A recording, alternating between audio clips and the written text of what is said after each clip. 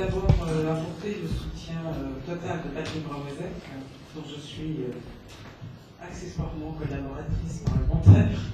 Il n'a pas pu venir puisqu'il est à l'étranger, mais bien évidemment il le soutient, il est signataire d'ailleurs, un des premiers signataires dans le comité de soutien à Salah Hamouri.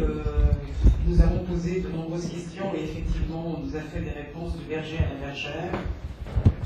Nous œuvrons, nous faisons tout ce qui est notre possible pour œuvrer pour la paix dans le cadre des négociations palestiniennes, entre Palestiniens et Israéliens. Donc bien évidemment, on ne peut absolument pas se contenter de ce type de réponse.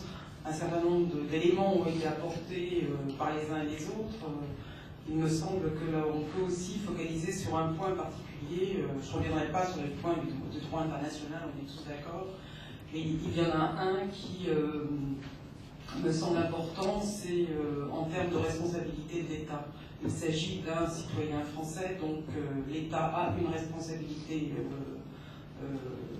à l'égard de ce citoyen. Par rapport, ensuite, il y a un certain nombre de contrats d'associations qui ont été passés entre Israël et des entreprises françaises, alors que l'État français sait pertinemment qu'il y a des violations des droits humains commises sous occupation à l'égard de la population palestinienne.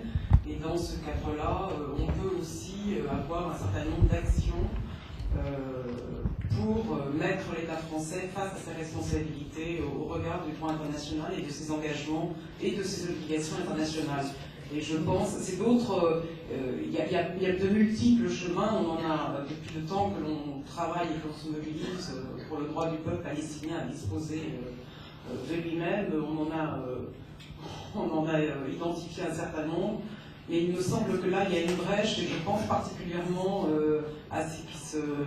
au cas de l'affaire du tramway de Jérusalem, sur la responsabilité d'État. Et c'est à travers cette responsabilité d'État et ses obligations internationales que nous pourrions peut-être amener le cas de Salah Hamouri, parce que ça fait partie d'une de ces violations des droits humains, mais aussi des 43 élus, démocratiquement élus, représentants du peuple palestinien, qui, je le rappelle, est quand même un état de droit depuis 1994. Donc tout ce qu'il a pris comme pour légitimer ces représentations nationales sont de fait des sujets de droit aussi et sont tout à fait au même titre que les parlementaires français ou autres. Voilà, je vous remercie.